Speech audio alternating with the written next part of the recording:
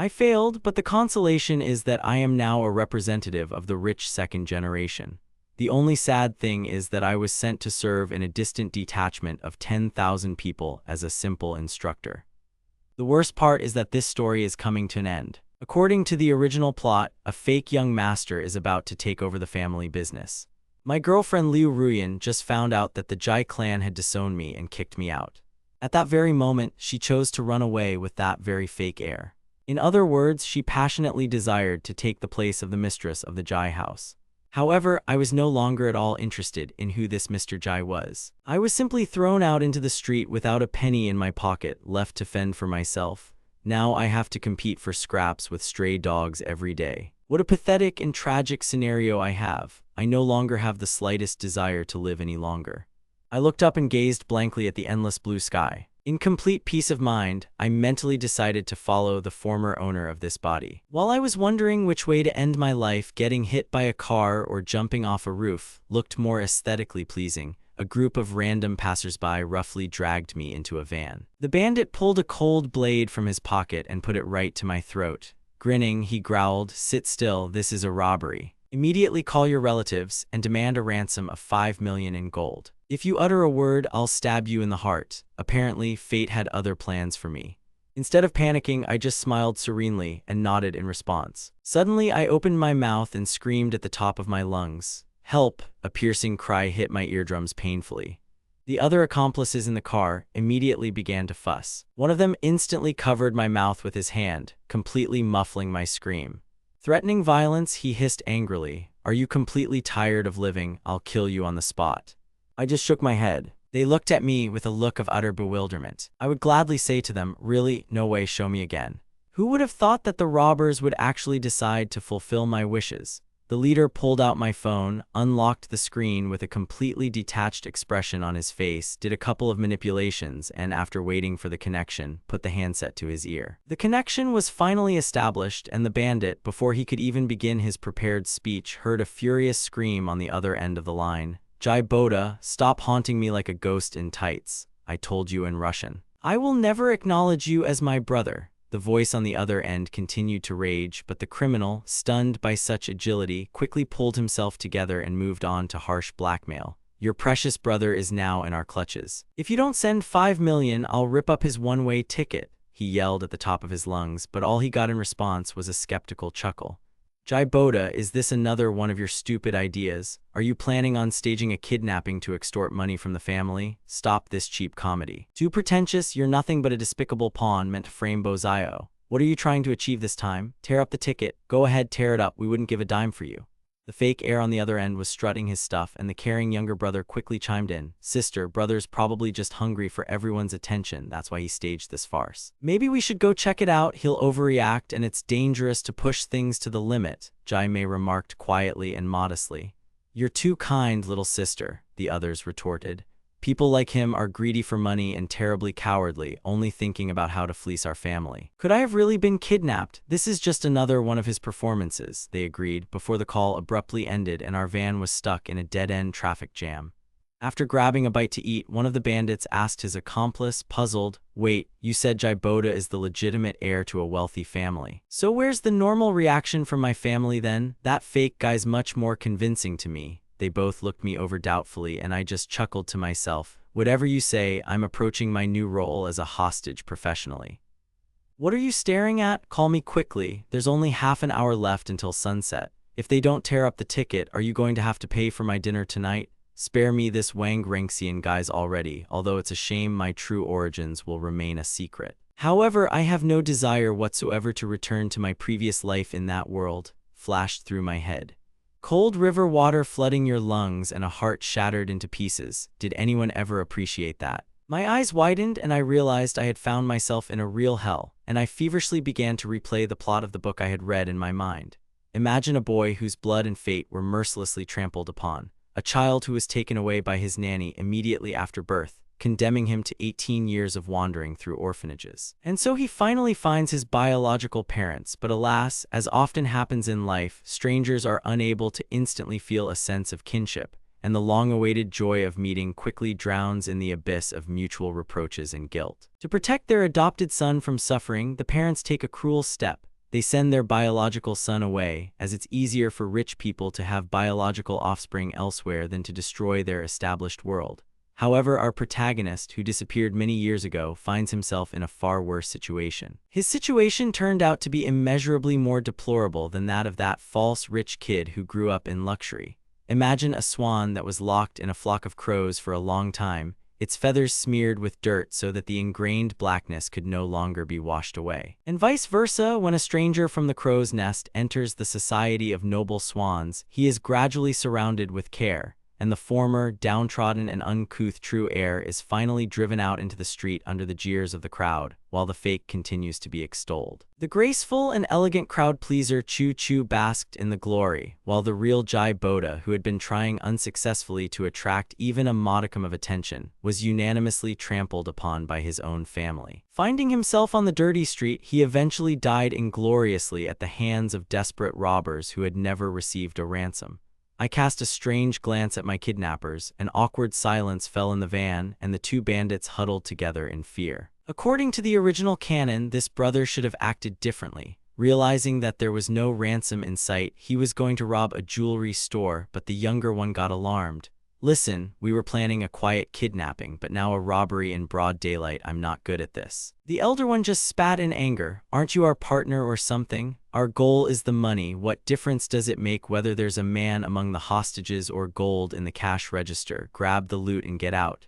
And if we can't escape," the younger one panicked, "even if we end up behind bars, at least they'll feed us and give us something to drink. A state prison is definitely better than our poverty, but you just sit quietly and don't stick your neck out," he lamented, clutching his head and bitterly bemoaning his unfortunate fate. The ominous whisper echoed again, "Behave yourself as a hostage and help us rob the store, then I'll let you go."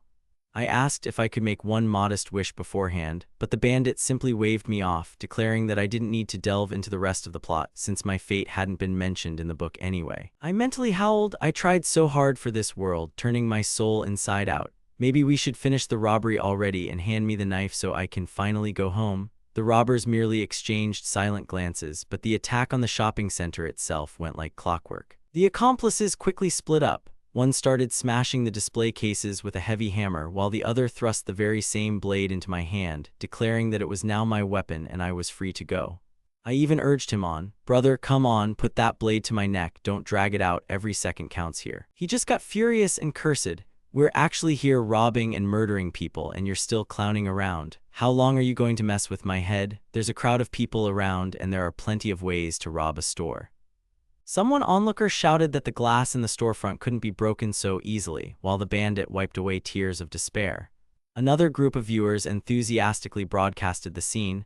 "Welcome to everyone who's just tuned in. We're streaming right now from the epicenter of the robbery. Stay tuned." Thank you for your donation, dear viewer, and now I'll answer your questions in the chat. We're at the south entrance, and besides us, there's a young woman stuck here in a luxurious, expensive dress who simply didn't manage to escape in time. She crouched in the corner, shaking with fear, her heart pounding as she watched the kidnapper and I share the knife, her eyes filled with both fear and a strange admiration, while the store manager was already bursting into tears, and the sirens were getting closer, but no one had broken the glass. Having lost patience with this farce, she pulled a folding knife out of her pocket, and pure madness was visible in her eyes. Hungry and driven to despair, she blurted out that she was even ready to go to prison, if only to finally put an end to this nightmare. Amid the general panic, my own calm seemed surreal. The long-awaited end was slightly delayed, but if I were destined to die quickly enough, I'd at least make it in time for dinner.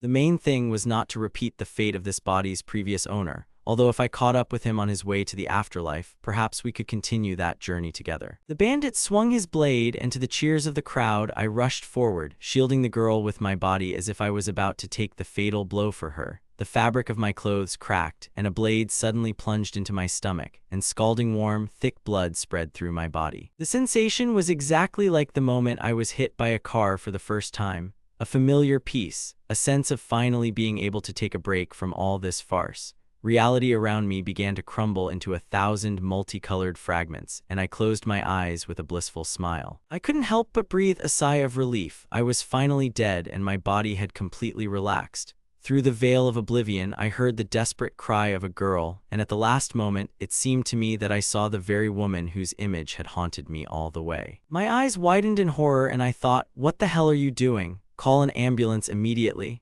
Several people with identical shocked expressions crowded in front of me. Judging by the description, it was that same Jai Mayu, my blood sister, although in the book she never behaved this way. Her face was contorted with genuine panic and worry. According to the novel's plot, after the prodigal son's return, Jai's family disliked him from the very first day. As on the day of his arrival, his father chose to take 18-year-old Jai Boxeo and demonstratively turn his back on his own child, leaving him to drink alone with his adoptive brother, completely broken. Alone and unwanted, he looked like an abandoned dog, and his own relatives did nothing but shout at him, "This is all your fault, you scoundrel. Don't you dare compare yourself to Bo Zio and ruin our lives." The blood ties were insignificant compared to the 8 years of raising his adopted son.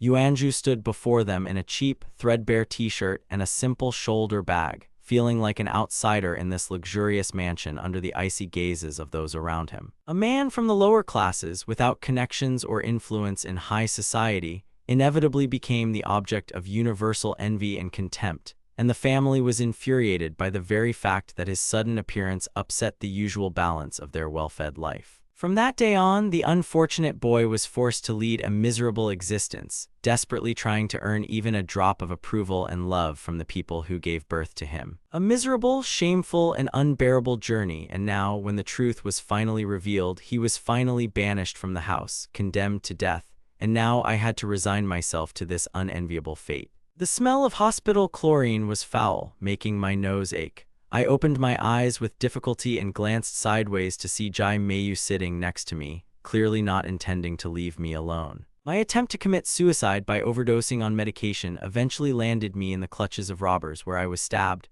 but to my disappointment, my internal organs were barely damaged. Only the top layer of skin was damaged. It looks like I'll have to find another way to end my life, as the original plot stubbornly resisted my plans. I expected to die quickly at the hands of the bandits, but instead, somehow, I survived.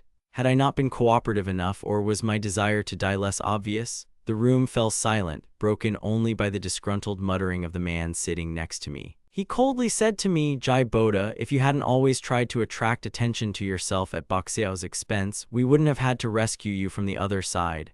But I immediately cut him off mid-sentence, not wanting to listen to this nonsense. The previous owner of this body had done nothing but humiliate himself before them, but I was going to play by different rules. My neck felt somehow constrained on the soft pillow, and groping with my hand in a half-sleep, I felt a strange, dense object, a protective suit with a silky, dark red lining left over from those events. Without thinking, I ripped the old thing from my neck and with a light movement threw it across the room, sending it flying perfectly straight to the trash can. The guy sitting next to me stared at me, his eyes wide with shock.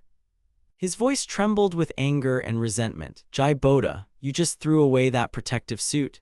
Am I supposed to admire it? I'm sick without you," I replied wearily, raising my head. My life was already hanging by a thread, and yet I'd been thrust into this nightmarish world without asking. Not only am I forced to play the role of some minor character, but I'm also not allowed to get rid of my personal belongings. Jai Mayu's voice rose to a scream. "Do you even remember where this costume came from?" I glanced at him indifferently. My memory only supplied me with fragments of the plot of the book I had read, and I had no desire to delve into this sentimental nonsense, much less to understand the origin of some rag.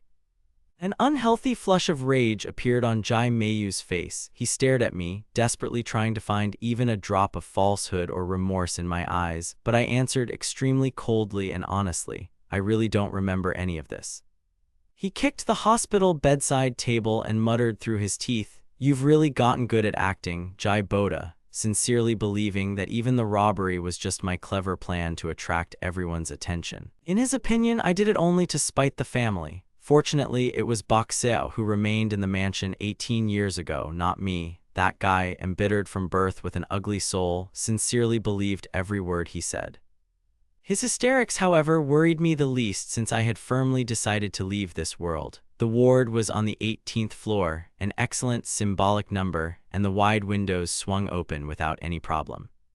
The nurses and doctors were clearly wasting their precious time on me. Outside, the setting sun was casting crimson clouds across the sky, but I was far colder than this scenery, slowly walking toward the windowsill while Jai Mayu stared at me fearfully from the depths of the room. "So, are you planning on putting on another show for the public? What are you after this time? The Jai family's money? You've completely lost your conscience," he continued with his sarcastic jabs.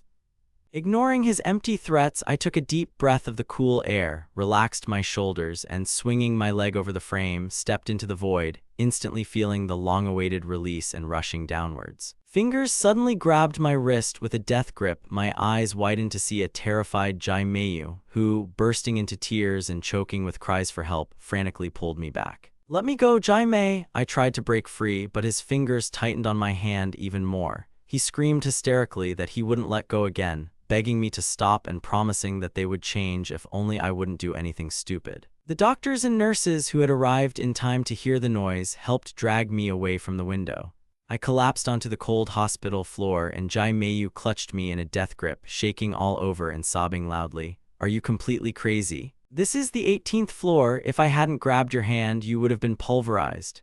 His face turned pale with horror, his lips trembled, and his eyes were filled with such a storm of emotion that it made me uneasy. Was he really truly afraid? In the book, this character despised the original owner, so why did his face now reveal such genuine despair and regret? My head started spinning again, the world around me began to rapidly dissolve into fog, and I fell into darkness. When I awoke, I found myself in a spacious, bright bedroom of the Jai family's luxurious villa. But this was not the room where the previous owner of this body had lived. The plot inexorably returned me to the canon, according to which the real heir huddled in a servant's quarters, while the false rich kid lived in the royal mansion. After the truth came to light, the relatives tried to compensate for past grievances, but instead the atmosphere only became more unbearable, and their false concern caused only dull irritation. Night had fallen, and noise could be heard from the living room below. The father of the family was loudly scolding his household, declaring that this ungrateful Jai Boda had gone completely crazy and had almost killed himself twice today in front of everyone. My father mercilessly emphasized each word. "Even though he is my flesh and blood, it was clear from the first glance that this man is not of this world. Since he himself seeks death and does not value what we give him, let him go to hell." In their opinion, I was only putting on these performances for blackmail and money, and my father was convinced that I was just another scoundrel who decided to profit at the expense of a rich family. However, in the original story, it all began that way, when the naive boy first showed up on the doorstep of this house. An 18-year-old boy growing up in the sticks had no idea how to support himself, but his adoptive parents quickly showed him his place. By taking away his car and limiting his pocket money to mere pennies, they completely cut him off from normal life. While Jai Mayu and Jai Boxeo received 50,000 yuan a month in pocket money and had unlimited access to their father's black cards, the real son did not deserve even a drop of this abundance. On his very first day in the Jai family's home, the boy timidly asked his father for 10,000 yuan to pay for school and dormitory fees, receiving in response only a harsh slap in the face and accusations of mercantilism. He was immediately shown the door along with his meager pennies, with a contemptuous reminder of his worthless origins thrown in his wake, and now I had to feel every line of this wretched drama on my own skin. And it truly was the wisest choice. Judging by the previous owner's recollections, his life was one of pure misery, but I had no use for other people's suffering. The din in the living room was so loud that my father's eyes turned red and he burst into tears. "Jai Boda is at it again. If it weren't for the doctors, the boy would have definitely fallen from that damned 18th-story building." If the resentment accumulated over the years hadn't burned within, would anyone have found the despair to step into the void? My own hands were still trembling slightly from the fall I'd experienced, and the pale faces of those around me expressed absolute shock. The Jai couple looked so exhausted they could barely stand from the overwhelming emotion. I coughed sheepishly, opening the door to this snake pit. "Excuse me, I just popped in here by accident. Perhaps I should just disappear unnoticed." The atmosphere at the table grew even more oppressive. After all, I had absolutely no business here. Catching my mother-in-law's pained gaze and my father-in-law's heavy silence, I suddenly realized no one was waiting for me here. I couldn't become a stranger among my own. I had no illusions about this family, simply and quietly sinking onto the living room sofa. My adopted brother, sitting next to me, looked lost, wincing every now and then with inner tension. After all, this was his home and he was supposed to live here. But I was the one who had to leave because even the upcoming wedding with the Liu clan was originally intended for him. As soon as I voiced this thought, my parents shuddered, and my stepmother looked at me as if I were terminally ill. "I know you only came back to set up Bozio and take his bride away," her eyes said. From the very first day, my stepmother had dreamed of throwing me out just to protect her favorite from any problems. This whole circus was getting pretty tiresome, and the dull beat of my own heart seemed like the only calm sound in the world right now. I was about to get up and leave when Jai Mayu suddenly jumped up from behind and grabbed my hand, looking pleadingly into my eyes with tears on my cheeks. "Jai Boda, I believe you, I truly do," he choked, but I had absolutely no use for his trust because staying in this house would only bring me closer to my next end. However, as soon as I flinched, a bodyguard immediately jumped up at his signal. In Jai Boxiao's opinion, I was supposed to be locked up under surveillance. Fearing further incidents, they decided to move me a little closer to the master's quarters, from the damp servants' basement to the second floor, but it didn't make things any cozier. The previous owner of this body had toiled away at them like a madman for years. He carried heavy loads in the mountains alone, spent time fishing, and grew vegetables and flowers for their luxurious garden, but all he ever heard in response was accusations that he was a parasite and couldn't even cook properly. Naturally, I had no intention of engaging in such nonsense. Instead of trying to curry favor with them, I simply snoozed until 3 o'clock in the afternoon when the usual row broke out downstairs. My stepmother's irritated voice broke the silence. "He's completely lost his mind, sleeping until noon." Jai Boxiao immediately tried to smooth things over. "Mom, Boda got hurt yesterday, let him rest." But his stepmother only snorted angrily. "Oh, come on, he's probably just pretending. Go to the kitchen and make breakfast, Jai Boda." Since her husband was constantly suffering from stomach problems due to his food cravings, his cooking standards were extreme. According to the book's canon, the unfortunate fellow diligently cooked every day what this woman loved, only to receive contempt in return. I looked at her coldly and muttered through clenched teeth, "I'm not your hired cook. If you want me to cook, pay me market wages." Jai Boxiao immediately snapped, "How can you talk to your mother like that?" I just chuckled to myself. Firstly, she's not my mother, and secondly, they can go to hell with their pretensions. My stepmother was taken aback not so much by my refusal to stand at the stove, but by the fact that I demonstratively refused to call her mother. Once, when they drove the true heir from the house, they expected tears and prayers from him, but now a completely different person stood before them. Ignoring their squabbles, I went to the kitchen alone, threw a piece of stale bread into my mouth and washed it down with milk. After all, food was only needed to keep from dying of hunger prematurely. As soon as I left the dining room, Jai Boxiao appeared again on the horizon. With a fake smile, he said through gritted teeth, "Big brother, I know you've always liked Miss Liu, but we're getting engaged in 2 days. Let's live happily and not spoil each other's moods."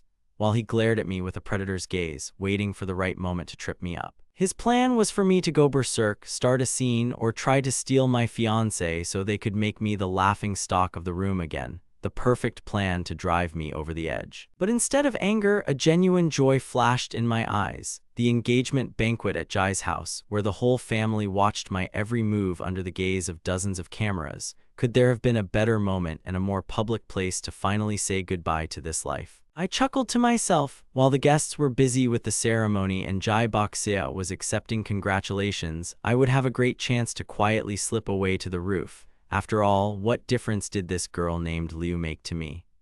With this mysterious Miss Liu, they had a whole Santa Barbara. A dynastic marriage had been planned for years, and now, upon reaching their 18th birthday, they had to officially declare their feelings under the flashes of cameras. The banquet itself was opulent, a spotlight-blazing hall, a 3-legged concert piano in the center of the stage, and a smug Jai Boxiao with a fake smile, performing some sappy tune to the rapt sighs of the crowd. I, meanwhile, sat quietly in the darkest corner. Only now did the full depth of the previous owner's resentment finally dawn on me. While millions were being poured into this rich kid, gifted with 300,000 ruble motorcycles and surrounded with care, the real son was surviving in poverty on kindergarten pennies. All these years of extreme luxury and universal adoration rightfully belonged to him, while he himself was forced to make do with cheap candies and hard labor with bloody hands. And the most infuriating thing about this story was that same negligent nanny who arranged the switch of children. Fortunately, she has long since disappeared, leaving us to deal with the mistakes of others in this theater of the absurd. The melody faded and Jai Boxeo immediately appeared before me with a saccharine grin, loudly declaring, "So, how did you like my performance, big brother?" I calmly popped a skewer of meat into my mouth and said with a maximally puzzled expression, "It's just so-so, like you're dragging your feet. If you're really bored, you could set off a few firecrackers in the hall, at least there's some entertainment." The fake rich kid almost choked on his saliva at this answer, but leaning close to my ear, he hissed angrily, "You're nobody here, big brother. Even your biological ancestors can't stand you." And he was right. For the Jai clan, I wasn't worth a dime, and the guests circling around immediately began whispering behind my back, willingly agreeing with this farce. "Just think, this is the same orphan abandoned in the shelter. He showed up on the very first day begging for money. A real disgrace to the family." Malicious whispers came from all sides. They didn't care about honest work, calluses, or human qualities in their cynical little world. Only connections, status, and the ability to bend over backwards to please the right people were valued, and there was no place for a scumbag like me. However, I didn't care a damn about their values. While everyone's attention was focused on the stage, I slipped out unnoticed through the service door and climbed the fire escape right up to the roof. The night breeze cooled my face pleasantly, and the thought that this absurdity would finally come to an end brought a welcome relief. The banquet might be ruined, but it was unlikely that anyone would be too upset by the disappearance of such a nuisance as me. With my arms spread wide, I took a deep breath of the night air and stepped to the very edge of the parapet, mentally tuning in to the final chord of this performance. "Stop, don't you dare!" A frightened cry came from below, and a breathless Jai Boxeo, his face twisted in horror, flew onto the roof like a stone, begging me not to do anything stupid. "Stop acting, step away from the edge, I beg you." His voice broke into a shriek, but at that moment another figure appeared from behind him, making me freeze. To my surprise, among the panicking guests was that same Jai Mayu. Had something human really awakened within this girl? Ignoring their cries, I took another step forward. Half of my body was already hanging over the abyss, and Jai Mayu rushed hysterically to his brother. "Do something, promise him anything, just save him." Tears welled up in his eyes, and his long hair fluttered in the breeze. Another figure suddenly emerged from behind him, their brazen voice instantly cutting through his ears. "Jai Boda, have you completely lost your mind? Aren't you ashamed of yourself to throw such a circus at our engagement banquet?" I winced, recognizing this woman as Liu Ruyan, the very same bride for whom the previous master had once been ready to do anything, while she shamelessly had affairs with others. According to the canon, she was supposed to despise losers and idolize only the successful heir. For the original, Liu Ruyan's appearance was a rare ray of light, as their potential marriage seemed like the perfect match, but the reality turned out to be much more prosaic. She didn't need a person but the status of the wife of the head of the Jai clan. Of course, she had no use for the beggar from the shelter, so without hesitation she went over to the shining Boxeo, leaving the unfortunate guy to choke on his own blood and resentment. And now, as I stood on the edge of the roof, one step away from freedom, this girl decided to finish me off with her moralizing, believing that I was simply attracting cheap attention to myself. "Jump faster already since you're going to play dramatics. Stop ruining everyone's party with your pathetic performance," Liu Ruyan said dismissively, looking down at me from her egotistical vantage point. Even Jai Mayu couldn't stand such rudeness and glared at her angrily. "Are you completely out of your mind? What right do you have to talk about my brother like that?" Liu Ruyan was taken aback by this role reversal. This girl, who had always been on her side before, was now suddenly defending me. She lashed out at Boxeo with anger in her voice. "Do you see what's going on? This parasite has clearly brainwashed your sister. Is this crazy actress really the heroine worth suffering for?" flashed through my head, until another familiar female voice was heard from the crowd of onlookers on the roof. Pushing through the terrified crowd, the same girl I'd recently saved from robbers at the mall, Yu Yue, stepped forward. Unlike the terrified hostage from earlier, there was a steely determination in her gaze now. Noticing me at the edge, she shouted loudly, "Hey, you promised not to do anything stupid. Is that what saviors do?" There was no falsehood in her eyes, only genuine concern for this stranger. Liu Ruyan grimaced in disgust. "Boda, look at this circus. They even hired random girls for greater effect." She continued to screech while I, having taken one last look at this farce, finally pushed off from the parapet with my feet. He cast a beaming glance at me and said, "Big brother, I know you've always dreamed of joining the Jai family. I also know I've occupied your position for 18 years. However, I saved Liu Ruyan 2 months ago, and absolutely everyone knows it. I know you like Liu Ruyan. If you want to take this well-deserved glory for yourself, I'm willing to give in. When a man has strength behind him, even the earth echoes.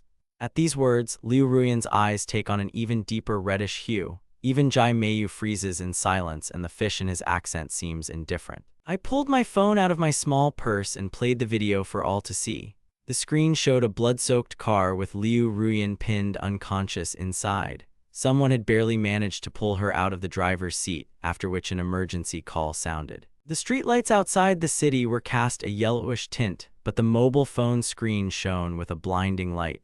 Even the scars on either side of my face were clearly visible on that screen.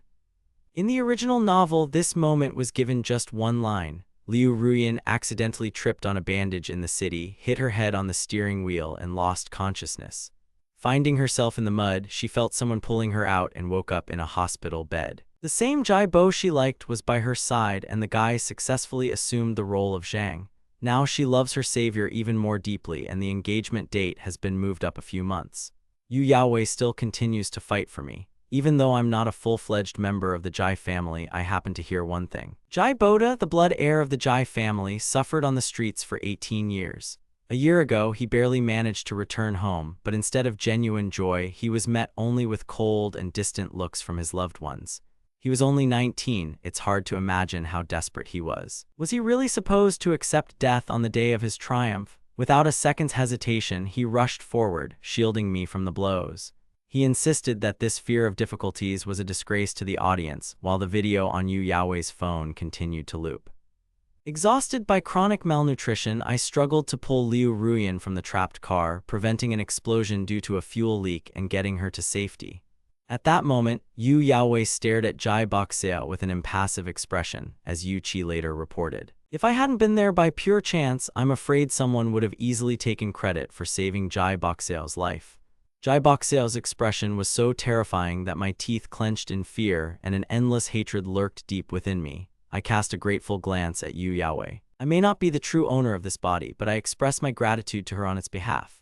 It was her chance video recording, taken on the way past, that shed light on the truth and cleared the name of its former owner. If I ever meet him in the afterlife, I will certainly convey this good news to him. Meanwhile, Liu Ruyan unconsciously pushed Jai Boxeo away and turned hesitantly toward me. Jai Boda, it was you who saved me. Liu Ruyan slowly approached me, her fingers trembling, her face filled with deep remorse and pain. This quiet voice deeply touched Jai Boda's heart. The roof is a dangerous place, come down, I promise I'll never despise you again. Jai Meiyu also joined in the coaxing. Yes, Boda, come here, it really is dangerous up there. Their fear seemed genuine, and for a moment I felt like I was playing the lead role in a dramatic scenario. But I had no interest in engaging in idle chatter with them. I simply wanted to end this farce as quickly as possible. A cool evening breeze blew behind me and worried faces blurred before my eyes. I had no more strength to wait, and I had no intention of finishing someone else's endless story. I could barely cope with my own life. Where would I find the resources to deal with the fates of others? Having uttered Xin Yihan's golden words, I turned sharply and stepped over the edge of the roof, arms outstretched. The starlight fell on me alone. Just before I fell, I noticed Liu Ruyan standing closest. Her fear instantly gave way to a wild gleam in her eyes. She tried to grab my shoulder, but only managed to touch the hem of my robe. I plummeted to the sound of terrified screams and landed hard, but felt no searing pain. My limbs moved strangely smoothly. The 5th floor shouldn't have been fatal, and the altitude felt quite normal. To my surprise, I clearly heard a voice nearby. Luckily, I ordered the rescue mat to be deployed below in time. It was incredible to fall from such a height and not feel a single bruise. Pure science. A whole series could be edited out of this with a detailed analysis. Pressing my hand to my chest and lowering my head, I felt a powerful wave of dizziness.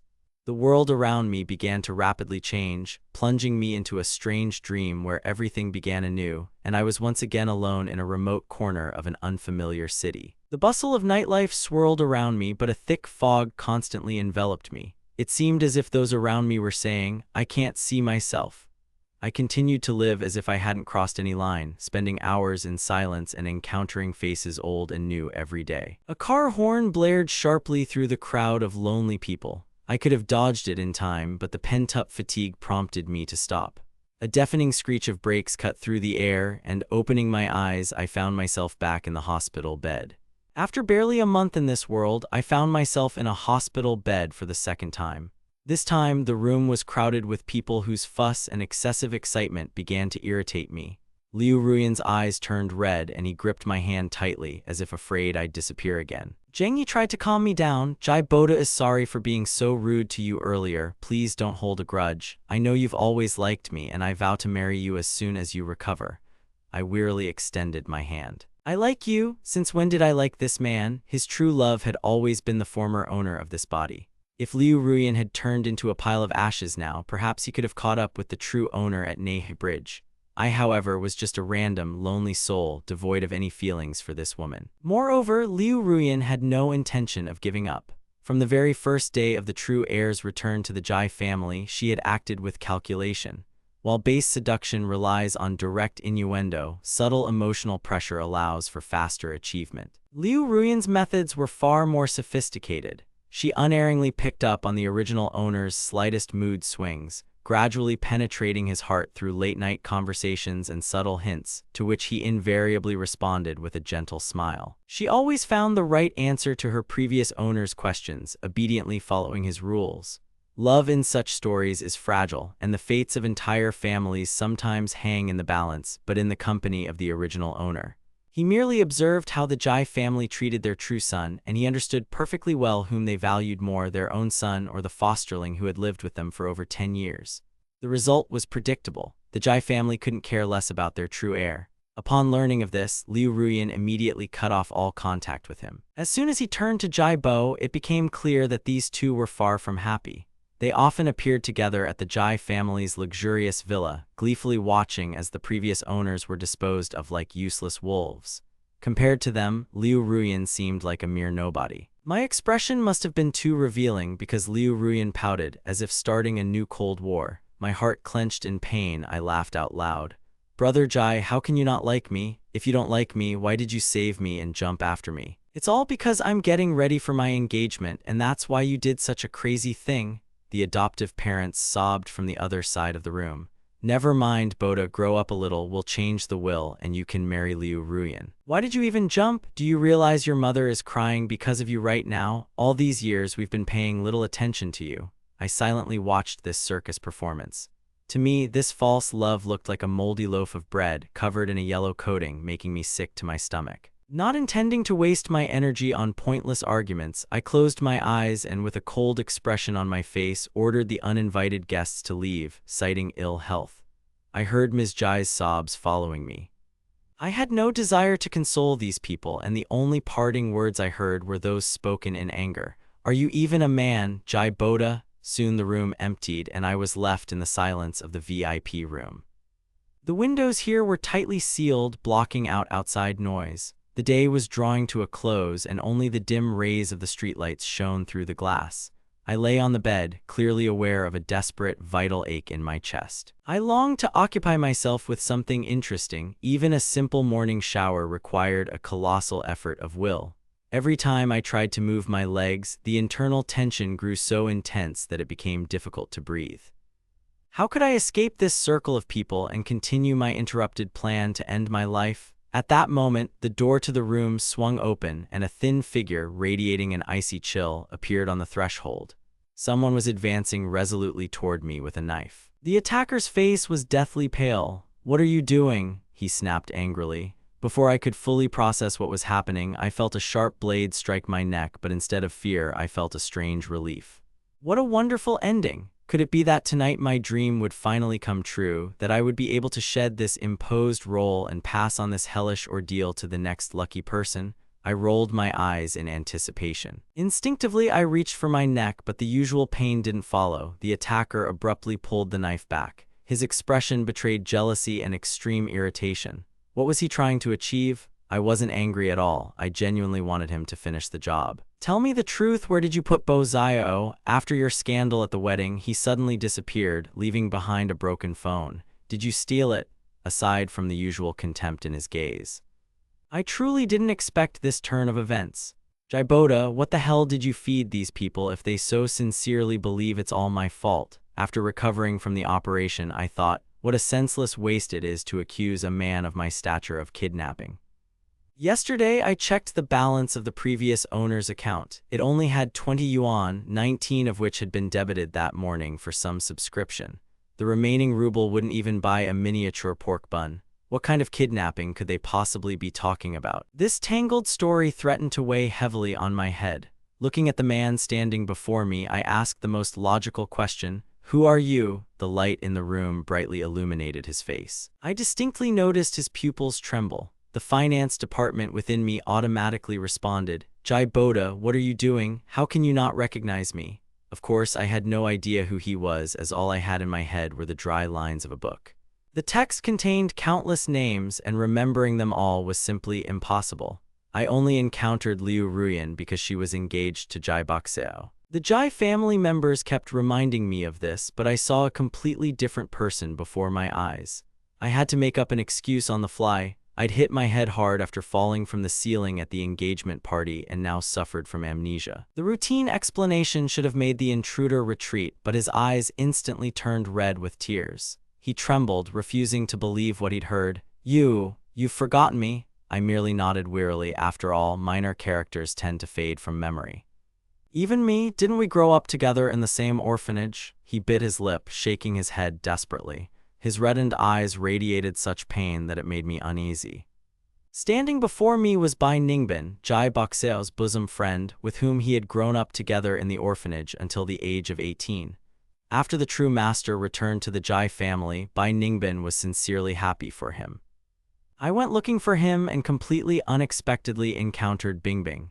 Little Jai Boxeo, so elegant at 18 years old, fiercely hated short sentences and prose. In the shelter, he languished in terrible conditions, constantly suffering from a lack of basic things and desperately needed at least some food and books. Always struggling to survive, this weak boy hid behind his former owner. Now he had graduated from high school, grown up, and no longer needed anyone's care.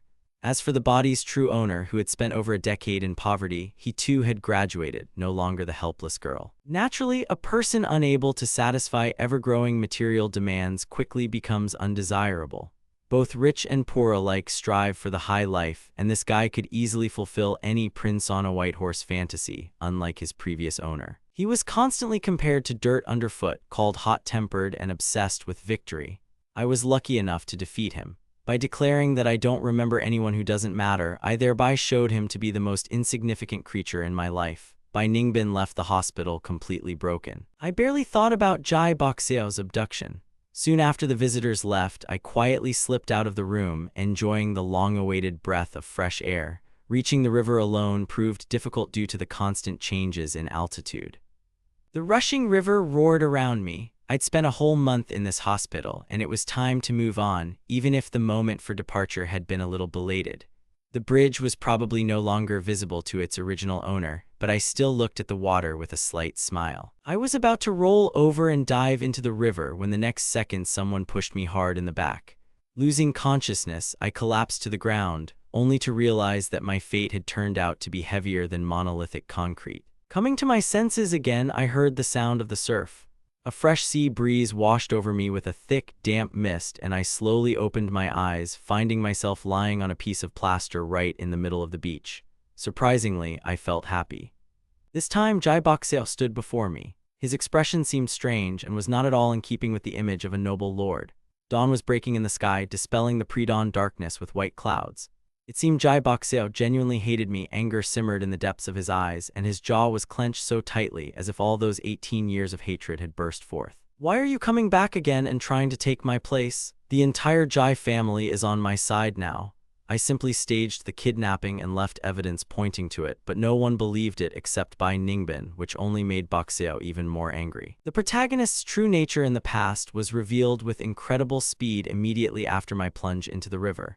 After a while, a calmer Jai Boxeo leaned toward my ear and whispered, "While proudly displaying my filial duty to the Jai family, I want you to finally understand, if we encounter real danger, he'll always choose me." I brushed the last of the anger and obsession from my eyes. Who exactly had the Jai family chosen? What did it even matter to me? From the moment I came to this world, I'd never been the same master. I simply had no illusions about the Jai family. Looking at the rising waves, I cried for a long time until a strange, bold impulse overcame me. The Jai family showed up faster than I expected, and soon Jai Bo and I found ourselves in some isolated place. Behind them, the Black Sea roared, capable of swallowing a person in an instant. In the distance, a tearful Jai Mayu stood with huge dark circles under her eyes, screaming, "How much money do you want? Just let them go." The robbers impatiently shouted back, "Pick one." "You can only take one and you'll have to pay for the other's freedom," Jai Boxeo said with feigned composure. "My mom and dad never cared about me, their white, expressionless eyes, even though they have thousands of." I understood everyone's motives perfectly. They had invested so much of their soul and resources in Jai Boxeo for so many years. His parents had spent 8 years raising this successor, providing for him financially and emotionally. Jai Mayu had been Jai Boxeo's sister for 18 years, and although there had been conflicts between them, their years together had left their mark. And Liu Ruyan, knowing full well that I had saved her, had nevertheless remained friends with Jai Boxeo since childhood. Attachment doesn't just happen, it's hard to give up. As for Bai Ningbin, he got used to hiding behind my back in the orphanage, and I've gotten used to it. Who should I ultimately devote myself to? Only myself, abandoned from start to finish. I wasn't planning on spending a single cent. The less you invest, the easier it is in times of crisis. I definitely wasn't planning on choosing Jai Boxeo. Nodding to myself with satisfaction, I proudly said before leaving, "Jai Boda, I repeat once again, you will never compare to me." There had never been a place for me in their hearts, though I never said it out loud. Was it true? The sun rose above the horizon, breaking its rays into thousands of bright crystalline sparks. Jai Boxeo finished his task and looked at me leisurely. "Jai Boda, Mom and Dad are already rich and will soon receive 30 million in cash. Don't worry, Liu Ruyan is also on the island for the rich. Brother Jai, don't worry, I'll marry you, and then I'll definitely break up with my old brother." The mood was surprisingly light. I looked at everyone with absolute clarity, without the slightest emotional vacillation and unwilling to waste words. The faces of those around me merged into a continuous stream. Since I was living out this life under the name of the previous owner, why not say a few truthful words to them before leaving? Turning to my parents, I said, "Mr. and Mrs. Jai, you no longer need to spend money on a stranger. Let's be honest, we're strangers, so why this farce? A year ago, were you uncomfortable with my existence? You know, I'm sick and tired of your family, too. I never framed Jai Boxeo or accused him of having ties to the Jai clan. You can check any CCTV footage." The poor guy seemed to intuitively sense his inevitable end. Liu Ruyan's gaze grew increasingly terrifying. I looked at her again, though frankly, she hadn't made much of an impression on me. Even now, I could barely retain her image in my memory and said as a parting shot, "Miss Liu, your sudden head movements are truly frightening. Come to think of it, you're the true heir to the Jai family. You don't care about anything else, just the status of a married woman." Liu Ruyan lowered her head in embarrassment, a pained expression on her face. "And that man, who the hell is this Bai Ningbin? But what difference does it make? I don't remember any of them anyway." Bai Ningbin's appearance was simply belated, like my own apprehension of this world. A month and a half passed before he reappeared, accompanied by the constant companion of his former master with whom he had lived for 18 years, although before that he had been chasing after Jai Boxeo in search of fame. Trying to somehow relieve the colossal tension, he didn't even try to find any support in his brother. Bai Ningbin's legs buckled and he nearly collapsed to the ground, still muttering about how he could have forgotten him after everything he'd gone through in the orphanage and the promises of protection he'd once made. Protecting him proved more pointless than defending a stray dog. The tide was rising rapidly behind me, salty bubbles slapping my teeth, leaving a bitter taste. Amidst universal cries, I turned sharply and plunged into the depths like a falling meteor dissolving in the waves. The sun's rays finally broke through the water, illuminating the sea with thousands of blinding reflections. A huge amount of seawater filled my nose and mouth, but instead of panicking, my exhausted brain suddenly cleared, replaying my entire past life in an instant. The orphanage, the Jai family home, the subsequent exile and endless wandering the streets. It finally dawned on me why I'd never had a real family or friends in this world. I existed only within the unbearable pain of a fictional story. Naturally, no one noticed me or tried to speak to me. I felt like a lonely soul, wandering through a strange city and living someone else's life. The book in my head had no real roots, and all the words printed there were merely a reflection of the nightmare I'd lived through. The death of a character named Joe shattered my last illusions. The last sip of salt water lodged firmly in my lungs, and I slowly closed my eyes, realizing that I was, in fact, the most important link in this entire story. After several more months of continuous struggle, I felt completely exhausted. The business partnership between the Jai and Liu families had been completely severed, and they were now desperately seeking new suppliers. When I visited the Jai villa to finalize the termination, I found a veritable storm. Mrs. Jai's hair was whipped around by the fierce wind as she hurled papers directly at the head of the family. A fresh mark from 5 fingers was red on his cheek, and a curse was swirling in his thoughts. "I remember you, the son-in-law from a respectable family. You dared to have a child with the nanny and replace my own son with him." Let me conclude this 19-year-old story, for there was no end in sight. Only now have I remembered this complex plot. Several months ago, Jai Boda jumped into the sea and died, and his body was never found, leaving the grief-stricken Jai family to stand aimlessly vigil on the shore. Everyone was expecting a miracle, but it never came. Then, a classic twist of fate came into play in the form of an anonymous expert opinion delivered directly to Mrs. Jai. On the white piece of paper, it was written in black and white: Jai Boxeo's true biological father was not that man at all. The shock nearly knocked Mrs. Jai unconscious. The revelation of details from 19 years ago completely upended everything. It turned out that the head of the Jai family had once had an affair with a young nanny, who coincidentally gave birth to a child around the same time as his legal wife. The weight of this terrible secret weighed heavily on him. Having decided to find a place for the child of the woman he loved, he arranged everything so that the illegitimate child officially became his son from Lady Jai, raised in luxury, while her true heir Jai Boda was thrown out in the chaos to the mercy of fate in an orphanage. Mrs. Jai was hysterical, losing her mind with grief. "Jai Jun, you destroyed our family and robbed us of 19 years of a normal life. You're a real wolf, letting a snake into our home." In retaliation, she immediately transferred all her shares to the board of directors. "Even if I lose everything and suffer double the losses, I won't let you live happily. Jai Boda, my poor boy, for what sins did I spend 19 years raising someone else's adopted child, neglecting my own child?" With 40% of the shares in her possession, Mrs. Jai was once considered the sole mistress of the house. But now her entire stake has gone to competitors, and she herself was ousted from the board of directors in disgrace that same day. The Jai family empire collapsed in an instant. As for Jai Mayu, she sat with eyes swollen from tears but surprisingly clearly having not closed an eyelid all night. In her hands was a red cloth pouch, the very same penny-worth amulet she had accidentally bought on the day Jai Boda returned to the family. It was the only gift he'd given his brother in all those years. Jai Boda always wore the protective talisman worth 20 yuan around his neck, cherishing it more than anything else in the world, though its ultimate fate remained unknown. Now the amulet was back in her possession, but she herself was no longer considered a lady of high society.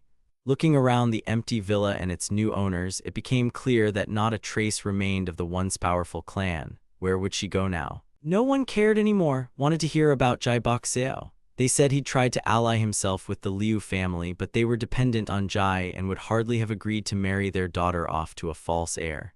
The situation seemed comical and absurd. Jai Boxeo's only refuge was Liu Ruyan, who had no intention of letting him go. Mr. Jai himself no longer had a reliable source of support. Although he was the biological father, the bulk of the family business had been controlled for years by his wife, who had turned her husband into a mere puppet. At a social reception, I bumped into Liu Ruyan in a quiet hallway. Having lost all her former energy, she was now struggling to earn a penny by obligingly accompanying some petty and rather unpleasant boss. "Mr. Liu, let's be honest. The Jai family has completely collapsed, and now the Yu clan is in charge. Doesn't anyone else know that Jai Boda saved the Yu Capital Group's finances? They're the ones calling the shots now, and who would dare tell you what to do?" Liu Ruyan merely shook his head in despair. "If your daughter had married Jai Boda on time, everything would have turned out differently. I heard he was in love with you."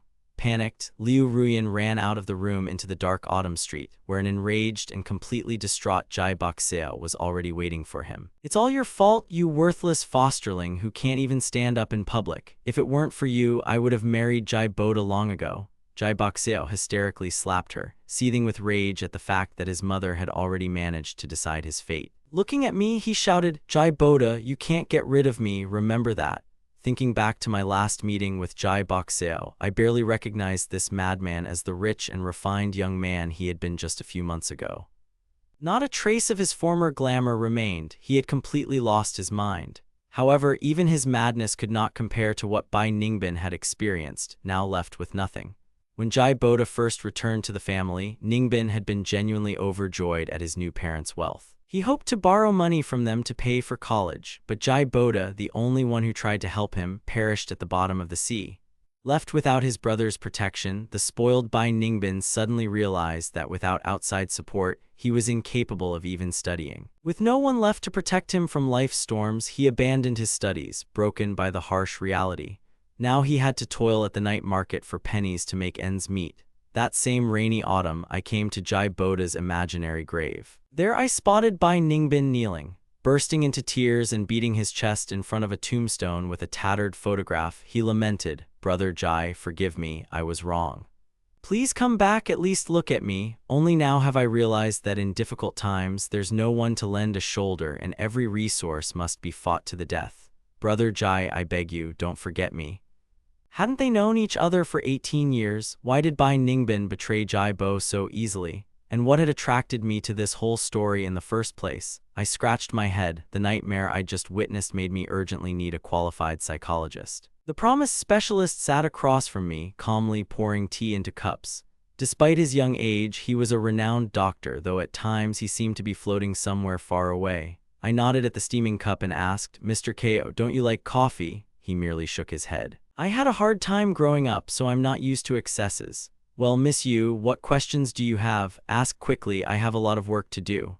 Who would have thought that this busy academic luminary was actually an ordinary student? Looking at him closely, I sighed heavily. "I've watched a bunch of movies and some plot holes are nagging me. For example, who exactly leaked the anonymous birth certificate and documents to Mrs. Jai? How did this person know for sure about the head of the family's affair with someone else's child?" Kaihang took a sip of tea and smiled slightly.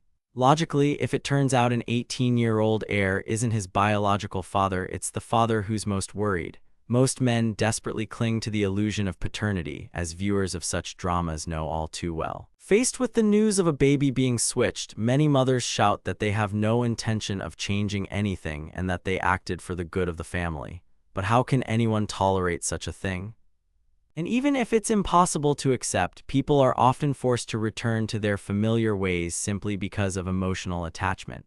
With fathers, the situation is simpler, but the head of the Jai family clearly disliked his own son's return, which is why the truth came to light so quickly. The relationship between him and his adopted son was built on a lie from the start. I nodded in agreement, but then asked the main question. "And yet, I still don't understand why the guy ended up throwing himself into the sea. Couldn't they have simply revealed the truth and ruined their masquerade?" Kaihang smiled bitterly. If this were a simple and painless riddle, the Jai clan would still be thriving. The problem is, the price for this farce was too high, the family was completely destroyed, and returning to this snake-like world was pointless. Then tell me, did that guy really want to save me that day on the roof, or did he use that falling trick to break free of the plot forever? The psychologist paused for a second, then answered with a half-smile. He immediately saw through the rotten essence of this little world and decided to go all in. As I've said before, death isn't the end, but merely a desperate way to reach out to those accustomed to manipulating other people's lives. He looked me in the eye seriously. "I've always known the value of life, but sometimes the only way to escape hell is to burn it to the ground. I wasn't going to surrender to their mercy." I hugged him silently. Jai Boda's new life finally made sense. Far from his old home, he was studying psychology, leaving that whole nightmare behind under a thick layer of a new reality. All the past scars had faded away in countless sleepless nights, but he managed to crawl out of that mud. I smiled. "Your new name suits you very well." A soft light like a mother's caress was reflected in Jai Boda's eyes, and he quietly replied, "Yes, I have finally been born as a true son."